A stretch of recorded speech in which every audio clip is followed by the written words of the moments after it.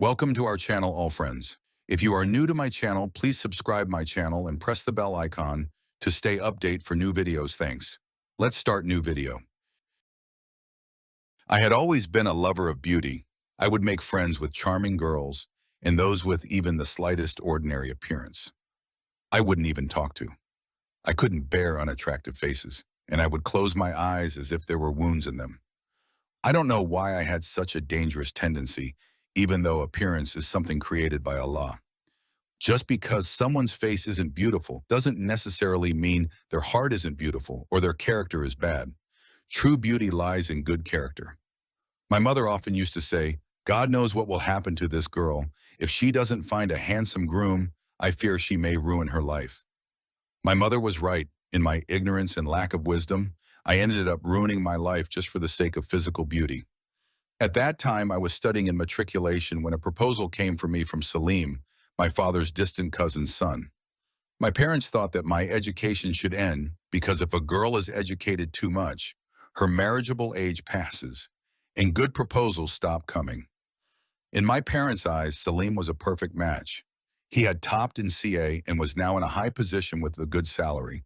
He came from a prosperous family, and he was from our own relatives. There was nothing wrong with him, but one flaw: he was an ordinary-looking person. He was not at all considered handsome. Salim had actually seen me at a relative's wedding and told his mother that he wanted to marry me.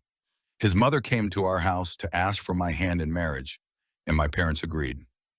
But when I saw Salim, I screamed. He was so dark and unattractive. I had never seen anyone like that before. I refused the marriage outright and even said, "If I marry him, I'll just take poison." This created a problem at home because my parents had already agreed, but I kept refusing.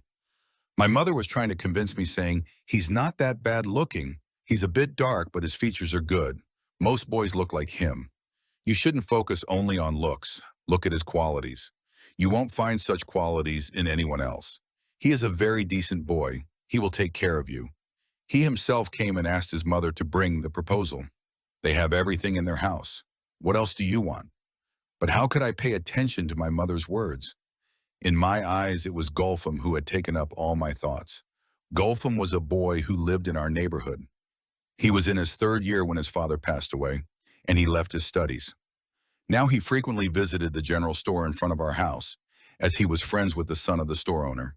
He used to buy cigarettes and smoke them. I had crossed paths with Gulfam many times, and every time I saw him, his sharp gaze would pierce my heart, and his beauty captured my thoughts. I decided that if I were to marry, it would only be him, or I would never marry anyone. My constant crying and pleading had a great impact on my father's heart. Eventually, he turned down Salim's proposal, giving the excuse that our daughter is still young and studying in matriculation, and that we wouldn't be ready for marriage until she completes her degree. Salim's family was very sad, especially Salim, who really liked me. But what could he do if the girl was unwilling? I, on the other hand, was thrilled that I was finally free from the dark, unattractive man. I was fully immersed in thoughts of Gulfam. I began to visit the store often under the pretext of buying biscuits or pencils, but I would only go if I saw Gulfam sitting there. His friend Zahir once said to him, "Look, this is our business and neighborhood matter. Don't make her close the store." One day while heading to school, I felt like someone was following me. When I turned around, it was Gulfam. My heart jumped into my throat. He came closer and whispered, "Don't go to school today. Let's go to the park." At first I was nervous, but then I thought, what harm would there be in talking to him for a few moments in the park? Such a handsome and charming man could only be the lucky one for a girl like me. At that time, I considered myself the luckiest girl in the world. We went to the park and sat down. For a while, he spoke lovingly to me. I used to wear a burqa, and he asked me to remove my veil and show my face. He said, "You are more beautiful than the moon. It's good that you wear a veil, otherwise, so many troublemakers would follow you." I was overwhelmed by his praise, and he wasn't unattractive either. I didn't go to school that day. I returned home from the park, lay down, and closed my eyes. I had made an excuse to my mother that I got off school early. He had enchanted me so much that I only dreamed of him now. It felt like my life was incomplete without Gulfam. I was lost in thoughts of him all the time, and he showed me that he couldn't live without me either. He always said, "There is God in the sky and you on the earth for me." Now, I had no interest in my studies. I was always waiting to meet him. For a few days, we kept meeting in the park, but then I started noticing that Golfam wasn't the same as I had thought or as I wanted to see him. When I stopped fulfilling his demands, he suddenly started visiting the store less. Now, he only came once a week.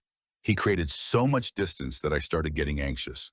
When I asked him the reason, he said, "It's not good to meet too often. If someone sees us together in the park, it will bring shame to you. I want you to complete your studies and go to school every day without skipping." He also said, "I've started working now. Once I earn, I'll be able to marry you. We won't meet in the park anymore, but if you're happy, I'll take you to a safer place."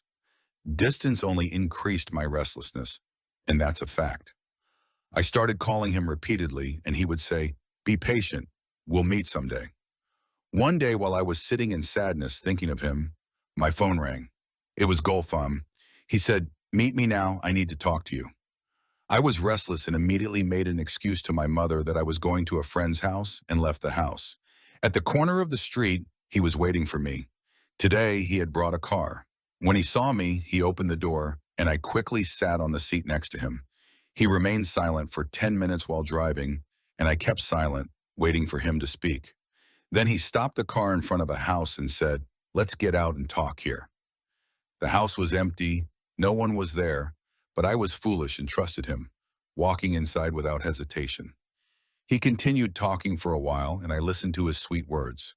He brought some food and drink items, placed them on the table, and then locked the door. He started getting too close to me. That's when I came to my senses and warned him, "Look, Gulfam, you brought me here, but I want to leave the same way. I do want to be with you, but not like this. You must come to my house with a proper proposal and bring a wedding procession if you want me to be yours."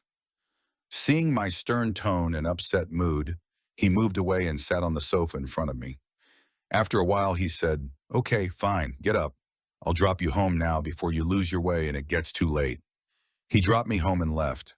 After that, he didn't call me or ask to meet. When I called, he wouldn't pick up. One time he did, but he spoke rudely and quickly hung up.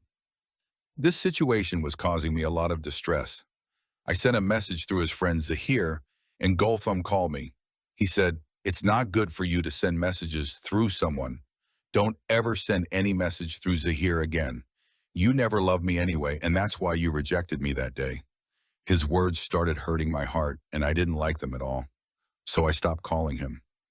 After that, I completely lost contact with the Golfam, but my heart still ached for him, and I would cry secretly, remembering him. When I couldn't take it anymore, I would go to the general store, hoping to find him sitting there with Zahir. Zahir understood my restlessness, but what could he do? When Golfam wasn't there, he would tell me, "Forget about him. He's not coming back. Anyway, he's not a good person." One day, while returning home from school during a holiday, I ran into Zahir on a motorcycle. He said, "You're walking. If you don't mind, hop on the bike, and I'll drop you near your house if you tell me the truth about Golfam." Why did he stop coming here? Where is he? Since Zahir was our neighbor and the confidant of Golfam and my love, I trusted him and got on his motorcycle. However, instead of heading toward my house, Zahir turned the bike in the opposite direction. I asked him why he was going that way, and he said, "You asked me to tell you everything about Golfam, so we'll talk somewhere." If I hadn't been in love with Golfam, I might never have agreed to go with Zahir, but I was compelled by my heart to find out if there was any news about Golfam. He took me to a house, and when he opened the door, an old woman was lying on the bed in the hallway motionless. I thought she must be sleeping. Zahir said, "Today, the family is at the hospital because my sister is admitted there, and this is my grandmother. We don't leave her alone, so I closed the shop for a while to come and stay with her." Seeing his grandmother in the house gave me some relief, and I followed him inside. He said, "Sit comfortably, there's no one here. Now I'll tell you everything about Golfam." I was lost in thoughts of Golfam's beautiful image, but Zahir sat very close to me on the sofa. Suddenly his behavior changed. He started saying things like, "It's good you're free of that troublemaker. Honestly, he wasn't a good person." Zahir spoke in a comforting tone, and my wounded mind felt at peace. I was trying to forget Gulfam and looking for a way out of the grief that was consuming me. But as I listened to Zahir, his behavior changed completely. The man who had appeared so kind and decent, who had reassured me by mentioning his grandmother's presence and making me feel safe in the empty house, turned out to be even worse than Gulfam. I didn't know that his grandmother was paralyzed and couldn't hear or speak, and even if I screamed, she wouldn't be able to help. Zahir, however, trapped me in the house and locked all the doors. I had fallen into the darkness, blinded by my love for beautiful faces. When Zahir attacked me and tried to pull off my veil, I screamed and begged him to let me go, pleading for mercy. Just then I heard a woman's voice from the neighboring house calling, "Zahir! Zahir, what happened? Is everything all right?" Hearing this, Zahir suddenly panicked, quickly opened the door, and pushed me outside. I ran toward the main door, opened it, and ran out of the house. I had managed to save my dignity, but my soul was shattered. When I got home and looked in the mirror, my face was disheveled and my complexion was pale. My mother asked what had happened to me. I made up a story that I had seen an accident on the road and felt nauseous because a body had been run over. I thought to myself, perhaps that body was my own. I barely managed to take my matriculation exams. After that, I stopped going out. After my matric exams, Salim's parents came again, requesting a marriage proposal. When I saw them, tears came to my eyes. My mother said, "Dear, the girl is not agreeing. What should I do?" At that moment, I surrendered and told her, "Please don't say no to them, I agree." My mother was very happy, hugged me, kissed my forehead, and said, "My daughter, my prayers are with you. May God always keep your fate good. You've brought honor to us, and Allah will raise your dignity." Salim and his family treated me with so much love that I forgot the bitter memories of my past. Salim may not have been extremely handsome, but he had a beautiful character. He had a heart of gold and treated me with respect, and so did his family. Today, I pray to God that everyone gets a partner like him. He now seems more handsome to me than any man in the world. As for those who once boasted about their beauty, I don't even want to remember them because those memories would only reopen the wounds in my heart.